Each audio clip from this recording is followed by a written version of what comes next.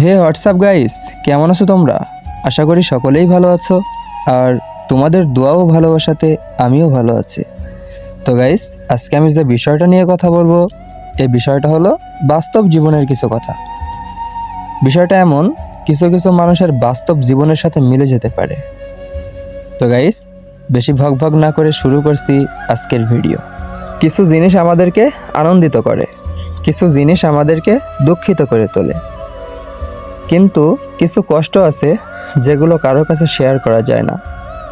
আর তখনই আমরা Facebook, YouTube বা টিকটকে আমাদের মনের কথাগুলো পোস্ট করে নিজের মনটাকে একটু হলেও সান্ত্বনা দিই। আর এইরকম কিছু বাংলার দুঃখের স্ট্যাটাস বা কষ্টের স্ট্যাটাস আপনাদের মাঝে শেয়ার করে আমার মনটাকে শান্ত করব।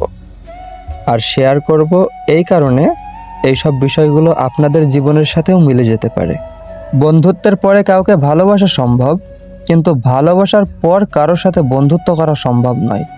একটা মানুষ তখনই কাঁদে যখন তার মনের সঙ্গে লড়াই করে পরাজিত হয়। ভাগ্যের কাছে আমি হার মানি নাই, হেরে গেছি শুধু বিশ্বাসের কাছে। মৃত্যু শুধু দেহের হয় না, কখনো মৃত্যু স্বপ্ন বা ইচ্ছারও হয়।